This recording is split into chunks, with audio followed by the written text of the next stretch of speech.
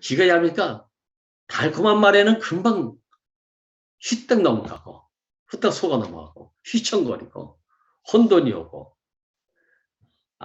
말이 그렇지 사실 우리가 먹음직스럽고 보암직스럽고 지혜로운 건 탐스럽다는 얘기는 세상에 있는 모든 충분 조건이 갖춰져 있음을 말하는 거예요. 근데 여기 안 속아 넘어갈 사람이 어떻게 있겠습니까? 그러니까 내 안에 이것이 확실하게 새겨지지 않으면 속아 넘어갈 수밖에 없는 것이 누구나 이 상태에 이르게 된다는 것을 말해요. 그래서 목사님은 그랬죠. 아담이 속아 넘어갔다는 얘기는 어느 누구도 이것이 다 속아 넘어갔다는 조건을 갖추고 있다는 것을 갖다가 우리가 알아야 돼요. 이걸 알게 되면 남 탓할 필요가 없는 것이죠. 누구에 대해서 이러쿵저러쿵 할 얘기도 사실은 없어지게 되는 것이죠. 자, 아무튼 자, 부드러운 흙길에서 생기가 불어넣어지기를, 말씀이 새겨지기를 너무 쉽지만 이게 성숙에 이르지 않으면 쉽게 속이는 자로 하여금 속아 넘어갈 수도 있다. 야, 속는 줄 모르고 속고 마는 거예요. 하나님 같이 되면 얼마나 좋습니까? 하나님을 위해서 사는데 좋고, 하나님을 위해서 봉사하는데 좋고, 헌신하는데 좋고, 아주 제한 없이 하나님을 찬송할 수 있을 것만 같은 그러한 상태가 바로 속은 거 아니겠어요? 여기 하나님같이 눈이 밝아진다는 얘기는 사실 하나님이 아니고 이 하나님 같이라는 이 말은 천사를 두고 한 말이라 그래요.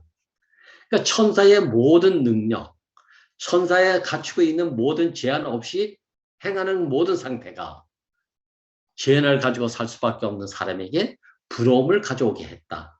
부러움을 갖게 되면 쉽게 속아 넘어가는 것이죠. 돈 많은 것이 부러우면 돈에 속아 넘어가게 되고, 명예가 부러워지게 되면 명예에 속고, 이렇게 되는 거 아닙니까? 저도 속아 넘어갈 때 달콤하게 속아 넘어갔죠.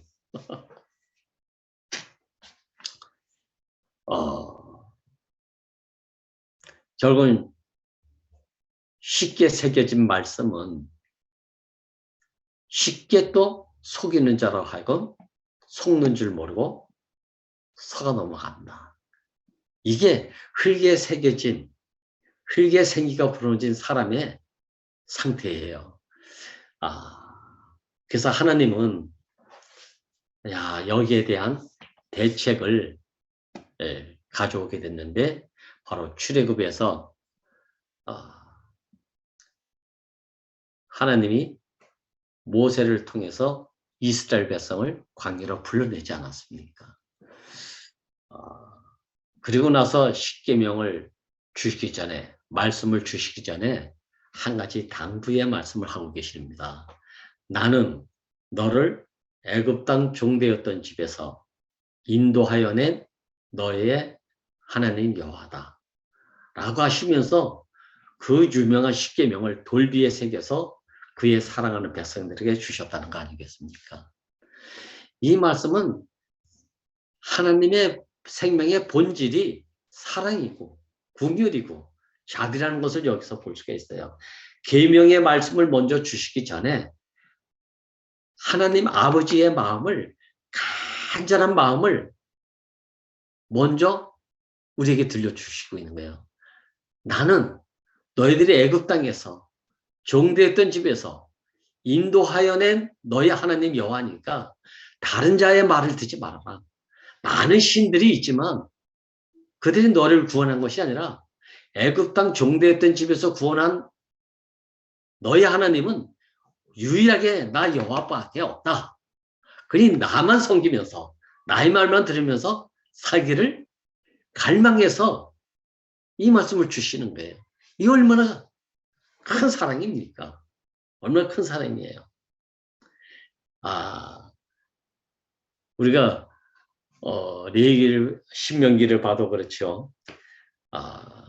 종이 6년 동안 주인과 함께 살면서 종살이 하다가 실년째 되면 해방이 되지 않습니까? 자유의 몸이 되니까 네 마음대로 나가 살든지 나와 같이 살든지 네 마음대로 하라. 이렇게 했을 때 종이 주인하고 사는 것이 고생스러운 종처럼 산 것이 아니라 종의 이름을 가졌다 할지라도 주인하고 사는 것이 세상에 나가 사는 것보다 너무 행복합니다. 이런 마음이 들어가면 아이고 저는 집 안 나가렵니다. 주인하고 함께 살겠습니다. 이런 마음을 이야기하면 주인이 그래 그럼 나하고 살자. 대신 넌 나의 말만 들어야 된다. 라고 그 종을 데려다가 문설주에다 송곳으로 귀를 뚫는다는 거 아니겠습니까? 이 말은 이제는 내가 종으로 살든지 뭐 노예로 살든지 죽든지 살든지 나는 주인의 말씀에만 귀를 기울이면서 살겠습니다. 라고 하는 의식적인 행위가 문설주의 귀를 뚫는 의식을 행했다 그래요.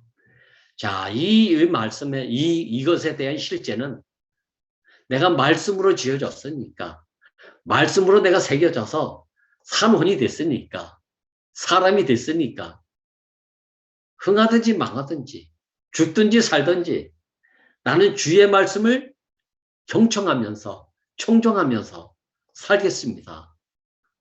이 의미를 가지고 있지 않습니까? 이 주인의 모든 말씀이 행위적인 법적인 의미를 두고 노예 생활을 시켰다면 이렇게 되지 않았을 거예요.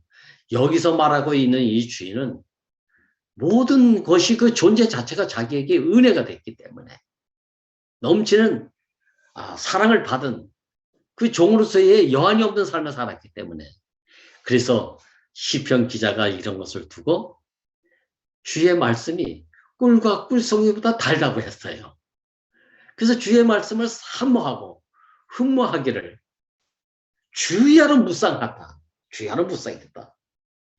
야, 이런 주인을 만난 종은 얼마나 은혜가 되고 얼마나 여한 없는 삶의 질이 극대화돼서 살게 됐으면 내가 노예로 살아도 주인의 노예로 산다면 세상에 나가서 내가 첫날을 화스럽게 사는 것보다 낫습니다. 나 주의 문지기로 종살이 하면서 사는 것이 더 낫습니다. 이 다윗의 노래와도 같잖아요. 내가 여호와의 궁전에 문지기로 하루를 사는 것이 세상에 나가서 내가 천년 만년 사는 것보다 낫습니다. 야, 주인을 잘 만난 사람의 종의 행복한 고백 아니겠습니까? 자, 그런데 우리가 이것이 희미하게 되면 쉽게 넘어간다는 거 아니겠어요? 그래서 하나님의 대책이 모세를 통해서 애굽 사람들을 불러낸 다음에 십계명을 주시기 전에 내가 너희들이 애굽 땅에서 종되었을 때 너희를 구원한 나 여호와를 절대로 잊지 말라고 당부하는 것은 너희들이 나만 알고 산다면 너희들이 여한 없는 인생의 삶을 살 것이다. 그래서 나는 너희의 하나님이 되고 너희는 나의 백성이 돼가지고 아름다운 나라를 이뤄서 함께 행복을 누리면서 살지 않겠는가. 절대적인 이 마음을 가지고 이 말씀을 하게 된 것이죠. 그리고 나서 십계명을 주신 것입니다. 자, 근데 이 십계명을 줄 때 우리는 뭐라 그랬어요? 창세기에서는 흙에다 새겨지니까 쉽게 새겨졌는데 이 십계명 돌 위에다가 하나님의 말씀을 새겨줄 때는 얼마나 힘이 들었습니까? 그냥 무서웠고 두려웠고 캄캄할 정도로. 그래서 그냥 번개불이 팍 퍼치면서 돌에 말씀이 새겨지니까 참 굉장한 장면이 거기 연출되는 것을 우리가 보지 않습니까?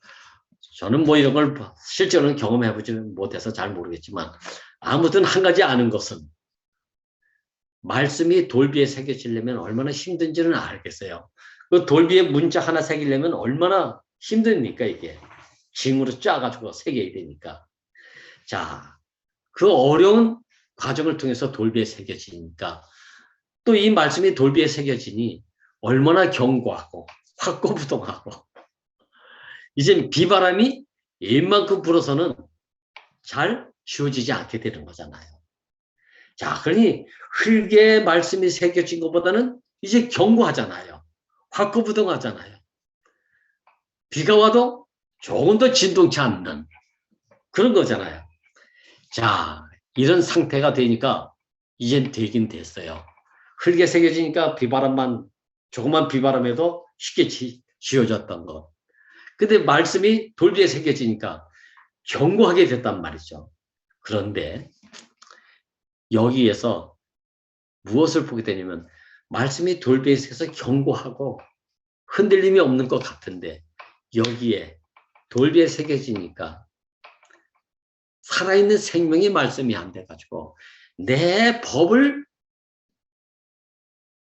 주어가지고 이 법을 행위로 말미암아 온전하게 이르기를 강권하니까 이게 전부 부담이 되고 짐이 되고 오히려 지켜내지 못해서 온전함에 이르지 못하게 되니까 계속 죄인처럼 살아야 되는 감당할 수 없는 죄인이 되어버리는 거예요. 야, 참 이거 참 얼마나 고통스럽습니까? 우리가 종교 안에서 다 살아봤죠, 여러분들도. 말씀이 아주 견고하게 새겨지긴 새겨졌는데 돌비에 새겨져 버리니까 쉽게 지워지지는 않지만 이제 깊이 아주 융통성 없는 의문의 말씀이 돼가지고 1.1핵이라도 어기면 어떻게 돼요? 벌을 받지 않습니까? 벌을. 벌을 받지 않으려면 이 의문의 말씀을 행위로 의식으로 전부 성취하면서 그 요구에 응하면서 살려고 하니까 하면 할수록 힘만 들고 짐만 되고 어려워지게 된단 말이죠. 그래서 여기를 떠나려고 하니까 이것도 죄인이 돼가지고 죄인의 짐이 감당하기 어려울 정도로 무겁지 않습니까? 그래서 목사님의 말씀을 들어보면 이 율법의 말씀이 이건 지워지지 않으니까 이건 죽지도 않는 어떻게 보면 불사조와도 같은 의문의 남편이 돼가지고 죽지도 않지 떠날래 떠나지도 못하지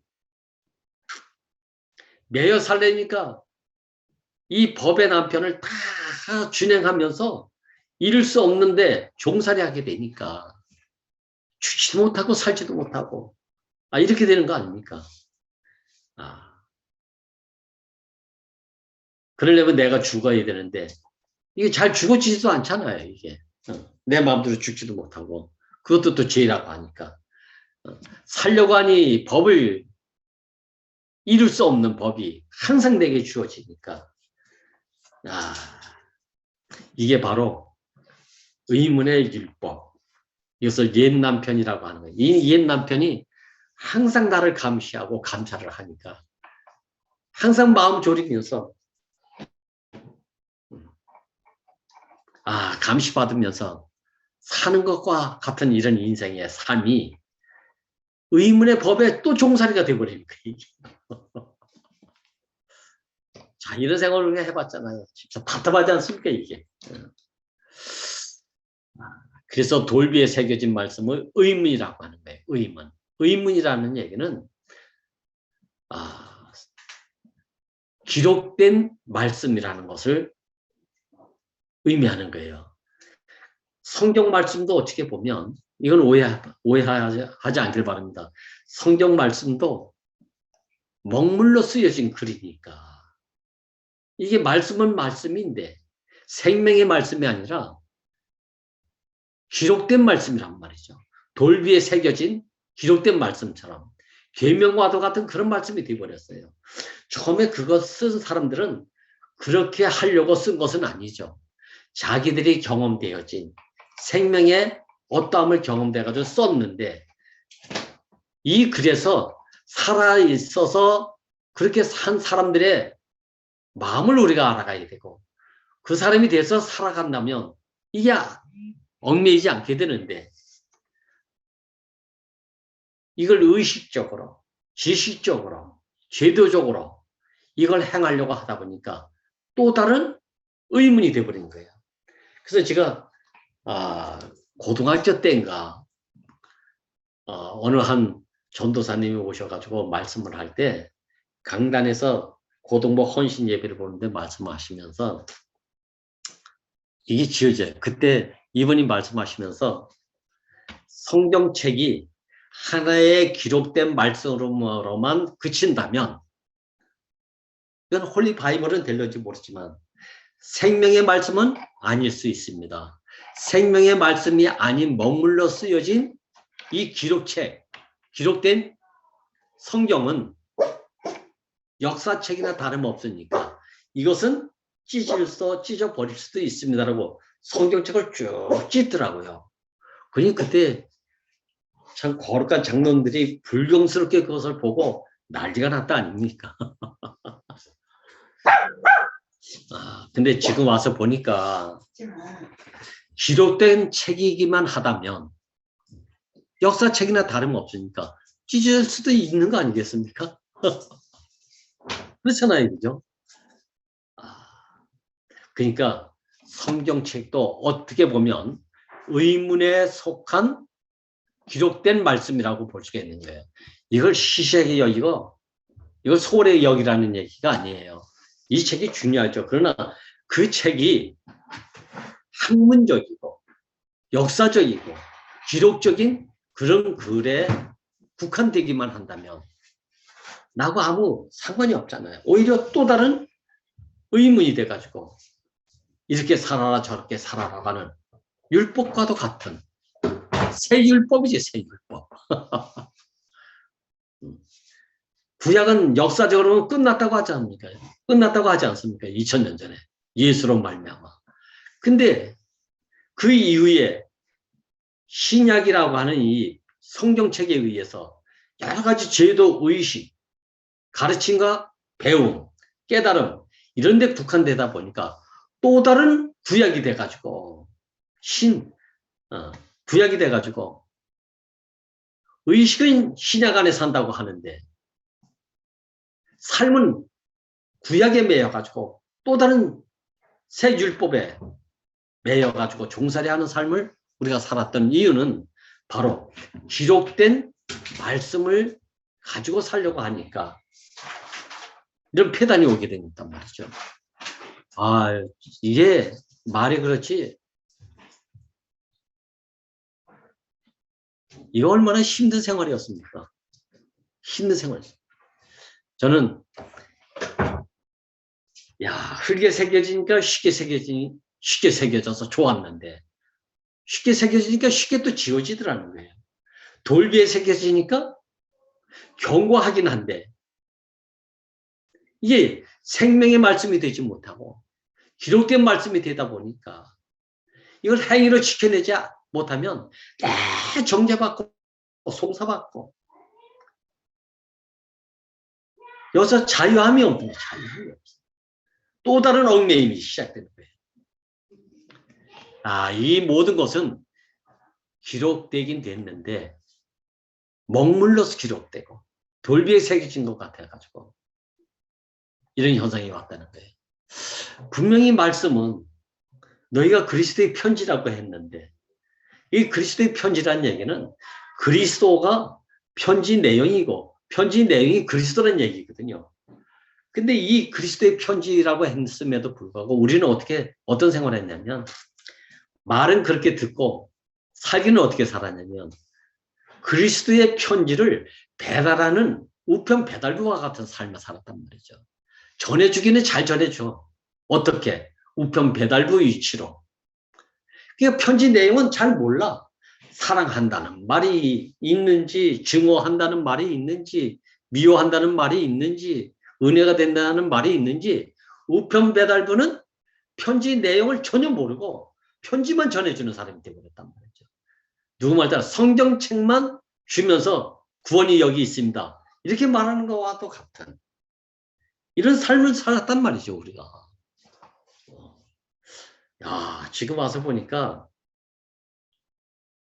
좀 죄송스러운 얘기지만 내가 목사님을 만나서도 부분적으로 이렇게 살았던 나의 어떠함이 폭로가 되는 거예요.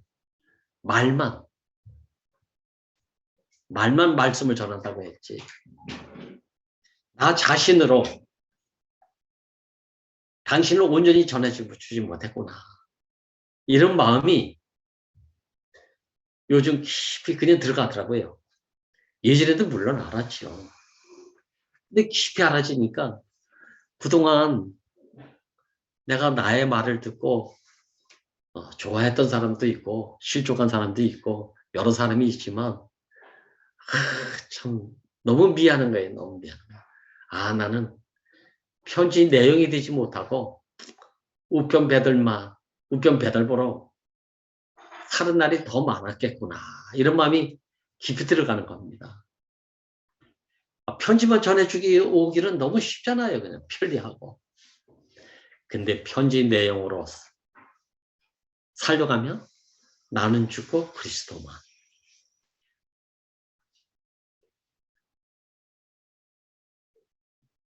흥하든지 망하든지 주인의 말씀에만 청종해서 그 말씀이 주인 따로 나 종 따로가 아니라 주인의 말씀이 곧 나 자신이 돼가지고 나의 말로 살아낼 때 주인의 마음을 흡족하게 하는 거 아니겠습니까?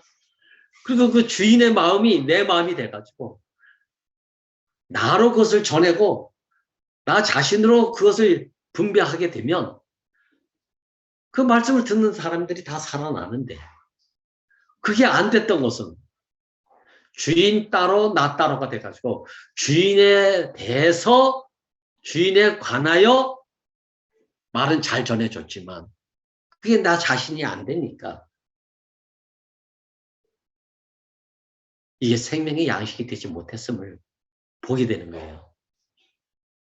생명의 양식이 되려면 주인의 말씀이 종의 마음이 되고 종의 생명이 돼가지고 종으로 말미암아 나타나는 모든 것은 나타나는 것은 종을 통해서 나타나지만 그 모든 내용은 주인이 내용이 돼가지고 주인이 전해주고 주인이 양식이 돼가지고 분배가 되어지는 이런 삶이 돼야 종을 통해서 주인을 알게 되고 종을 통해서 먹어지는 양식이 주인을 먹는 양식이 돼.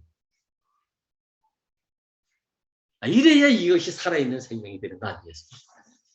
근데 나는 이거 힘이었던 것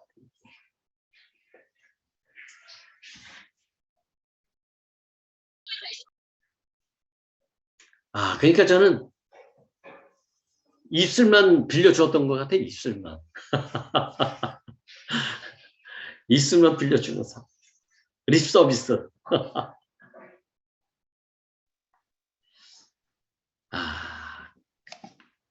이렇게 산 것이 구약의 교리적 제도 안에서 기록된 것을 1.1액이라도 틀리지 않게 조직적이고 체계화하고 의식화돼가지고 의식적으로 이렇게 전하려고 하는 모든 것은 오늘 말씀은 우편 배달부 편지만 전해주는 사람 읽어봐라. 야, 이건 하나님의 어떠함이 온전히 전해지지 못했음을 말하고 태초서부터 있었던 말씀에 관하여 온전히 알지 못하고 전해줬겠구나. 그러니까 입술만 떠들어대니까 시끄러지는 거 아닙니까? 시끄러지는 거. 진짜 말씀이 딱 새겨지고 주인의 말씀이 나 자신이다. 귀가 뚫어져가지고 그 말씀이 내 생명이고 그 말씀이 나의 운명이고 그 말씀이 내 존재가 되어졌다. 이것에 대한 의식의 행위가 주인과 함께 살겠습니다. 라고는 의식이 귀를 뚫지 못하는 거 아닙니까? 이게 의식으로만 끝났기 때문에 많은 부작용이 왔지만 이것에 대한 실제적인 존재의 삶을 산 사람이 누구냐? 바로 십자가에 못 박혀서 뛰어들이지 못하고 자기의 어떠함으로 살 수 없는 사람의 본연의 이치, 회복된 이치, 죽든지 살든지 그렇게 그 말씀으로 지어진 나가 나 따로 당신 따로가 아니라 하나 된 나 자신. 야, 여기서 우리는 뭘 보게 되냐? 이 자리에서 와 보니까 너도 나도 사람이다. 이거 하나만 남는 자리가 비서주어진 너도 사람이거든 나도 사람이다라는 얘기는 하나님의 생명이 내 생명이 되고 이제 이 몸의 생명이 하나님의 생명입니다. 아버지가 아들 안에, 아들이 아버지 안에.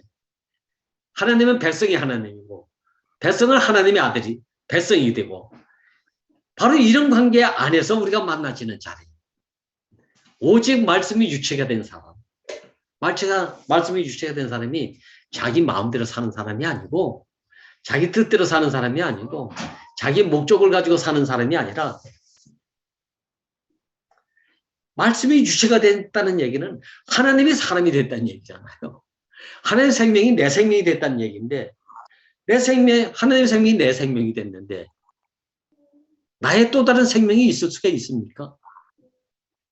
와, 이게 어떻게 이런 데 속아가지고 하나님의 생명으로 산다고 하면서 모든 행함은 나의 어떠함의 행함을 가지고 살려고 했으니까 야, 이렇게 속아 있더라고요. 이렇게 속아 있어요. 이게 자신에게 새겨진 것이 아니고 문서에 새겨진 그 말씀을 가지고 흉내내는 것과도 같은 것이죠. 근데 흉내낸다는 생각을 합니까, 이게? 흉내 잘 내는 사람은, 각색을 잘해서 살아내는 사람은, 박수 받는다니까요. 순교자도 어찌 보면, 문서대로 1.1획도 틀리지 않게 산 사람들이 순교자예요, 어떻게 보면. 그래서 그 사람은 추앙을 받는 거 아닙니까? 목사님이 하신 말씀이 퍼뜩 생각나네요. 십자가에 못 박히면 다 죽지 않습니까? 다 죽어. 다 죽는데 말씀이 신비에 새겨지지 않게 되면 죽으면서 아우성 친대요. 아우성. 억울함을 호소하면서 죽는다는 거 아니겠습니까? 근데 예수의 십자가에 못 박혀 죽은 죽음은 아우성이 아니고 아버지 뜻대로 하옵소서. 야, 이렇게 되네. 실현이 없다는 거 아닙니까? 몇 번 얘기하지만 아벨은 하나님이 제사를 연락해 주셨음에도 불구하고 돌에 맞아 죽으니까 억울함이 나왔다. 아벨의 피가 그래서 신혼의 피 아닙니까? 하나님이 아벨이 드린 제물을 다 받아줬다니까요. 연락해 주셨다니까요. 그랬음에도 불구하고 그 죽음의 자리에서 아이고 하나님이 내 제물을 받아줬다. 그건 아벨 자신을 받아줬다는 얘기 아닙니까? 그럼 여한이 없어야 되는 거 아니에요? 그런데 하나님이 받아줬음에도 불구하고 자기 인생을 여기 신혼이 나왔다는 거예요. 억울합니다. 왜? 돌에 맞아 죽으니까. 십자가에서 죽는 두 사람의 죽음이 있는데 똑같이 십자가에서 죽는 죽음인데 한 사람은 신혼이 나왔다. 신혼이 나왔어. 억울합니다. 근데 또 한 사람은 어떤 사람입니까? 억울함이 없다. 그래서 예수의 피는 아벨의 피보다 더 낫다라고 하는 것은 이 때문에 그 더 낫다는 얘기는 훌륭하다는 얘기가 아니라 하나님 말씀으로 말미암아 지어졌어.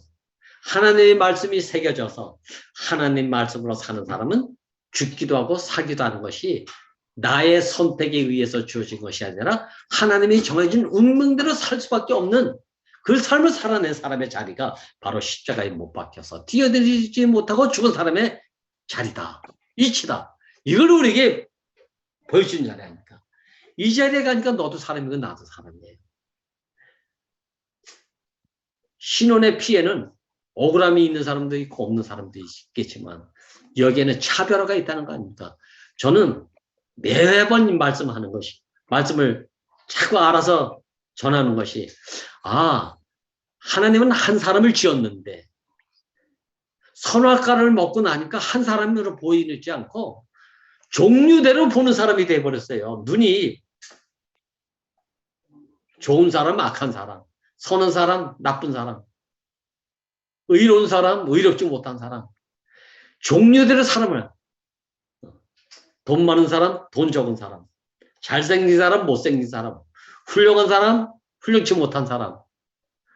사람을 종류대로 보는 눈이 생겼더라니까요. 왜? 선악과를 먹고 나니까. 이 자리에서는 종류대로 신혼이 나오는 거예요. 종류대로. 자기들 억울함이 있지 않았습니까? 전부 가해자 속에서 피해를 입은 사람만 나와요. 전부. 그래 신혼이 끊길 날이 없지 않습니까? 신혼도 얼마나 종류대로 많은지. 그래서 목사님 하신 말씀이 공동묘지에 가봐라.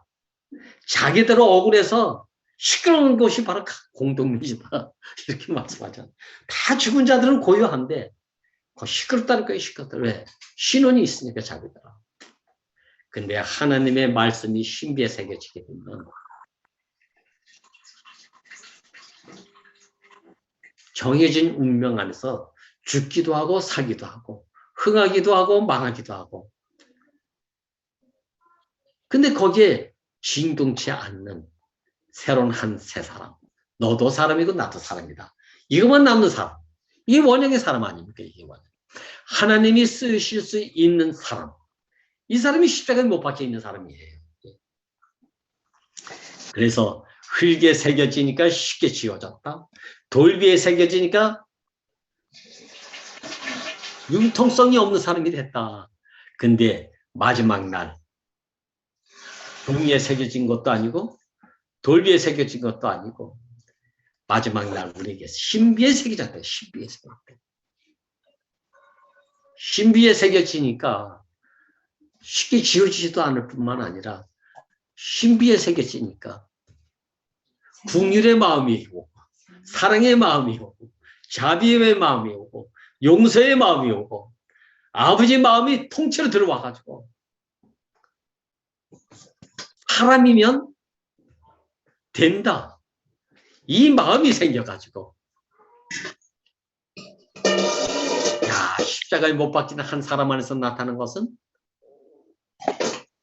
뭐였습니까? 예수의 영이 왔다고 해요. 예수의 영 하니까 너무 힘들잖아요. 또 목사님이 예수의 영이 어떤 건지 정말 모르겠다. 성령이라고 하는 걸 예수의 영이라고 하기도 하는데 참 성령이라는 말을 너무 쉽대. 우리가 영영하지만 너무 힘들지 않습니까? 근데 목사님은 어느 날 십자가에 못 박혀서 뛰어내리지 못한 한 예수의 죽음 안에서 무엇을 봤냐면 예수의 영을 봤다는 거 아닙니까? 예수의 영을 봤다고 하니까 또 이게 무슨 뭐 귀신스러운 거, 신비스러운 거 이런 거 생각하는데 그런 게 아니고 예수의 영을 보니까 그 내용이 다른 게 아니더래요. 성령하면 과정을 거친 영이잖아요. 과정을 거쳤다는 것에 대한 총체적인 핵은 뭐냐면 그 과정이 십자가에 못 박혀서 뛰어내리지 못하고 죽었다. 이게 과정의 총체적인 내용이에요. 누구든지 여기 못 박히면 다 죽는다. 시시껄렁한 과정도 다 과정이긴 하지만 가장 하나님이 원하시는 과정 중에 과정은 뭐냐? 십자가에 못 박히니까 뛰어내리지 못하고 죽었다. 이 과정이 처음이고 나중이고 마지막 아닙니까? 여기 하나님의 시작하심이 여기서 비롯된다는 것을 우리에게 보여주고 있어요. 여기서 끝나니까 하나님이 일이 시작되더라. 이게 예수의 새로운 영이에요. 이걸 성령이라고 한다면 이 영이 우리에게 새겨진 사람을 보게 되니까 예수의 영을 어떻게 말하냐면 과정을 거쳐서 생명 주는 영이 됐다는 거 아니겠습니까? 예수의 영은 다른 거 없어요.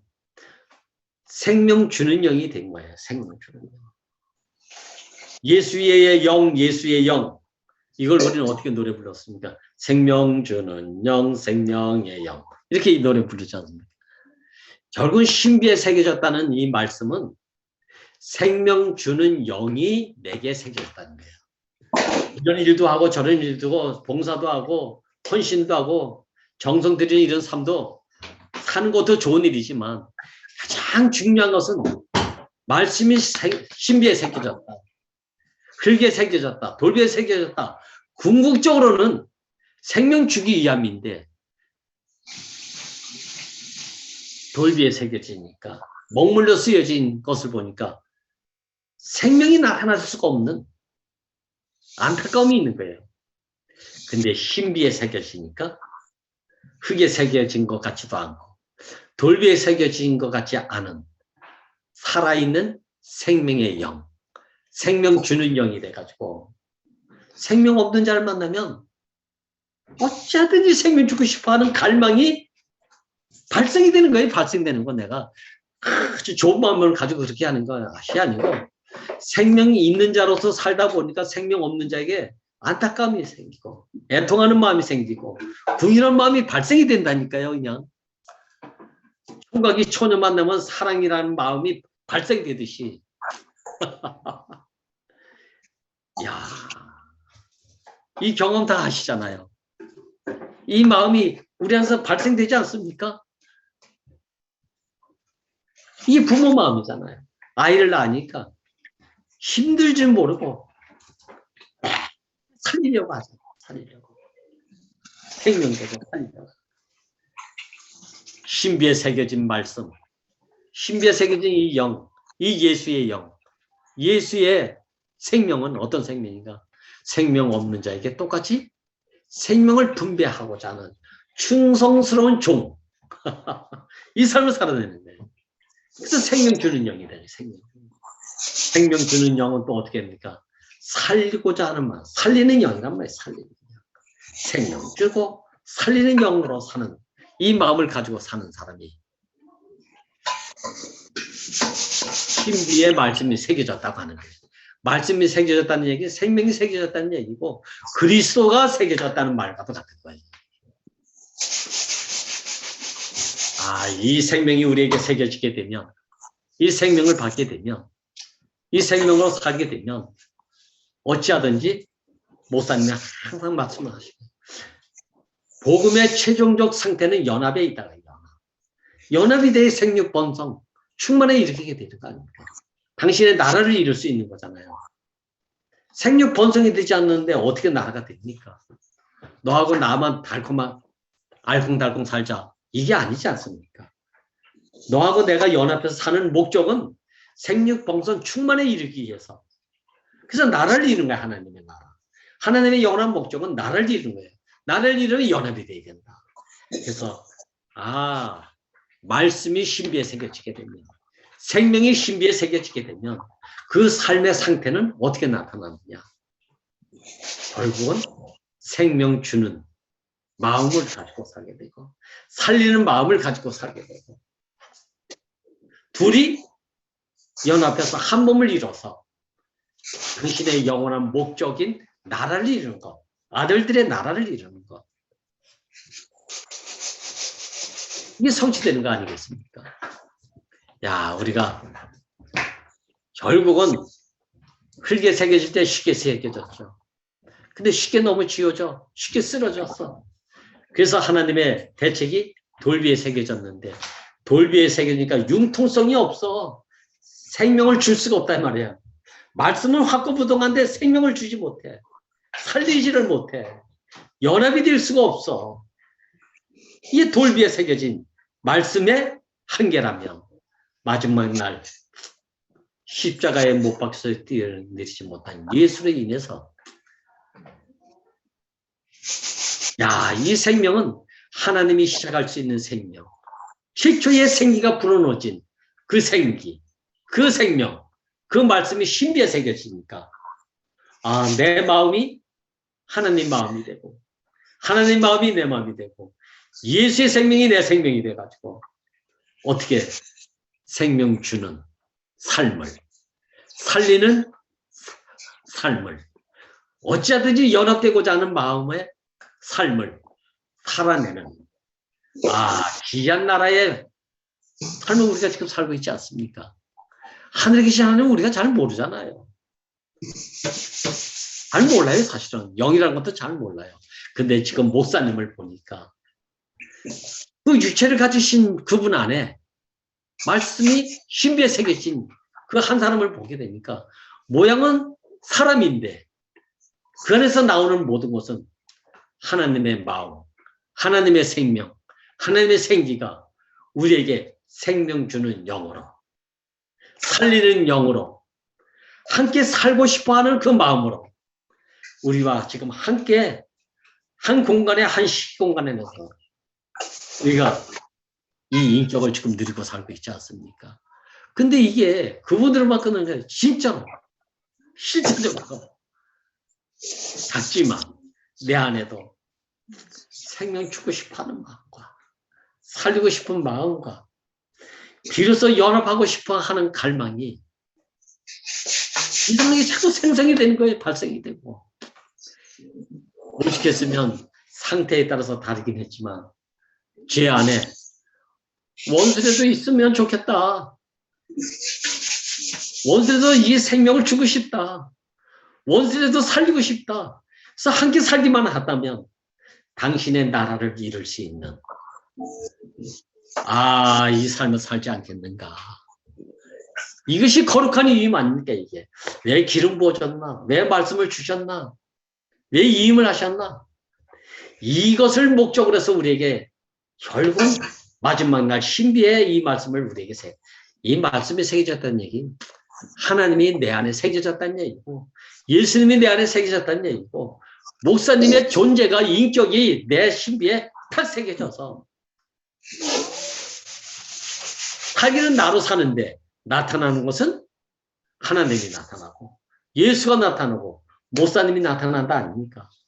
저번에 목사님과 전화했을 때 목사님이 남기야 군산에서 너의 세계를 한번 펼쳐봐라. 아이고 대답은 아멘 했지만 그러면서 제가 간증을 했죠. 남규 세계가 나타나는 게 아니고요.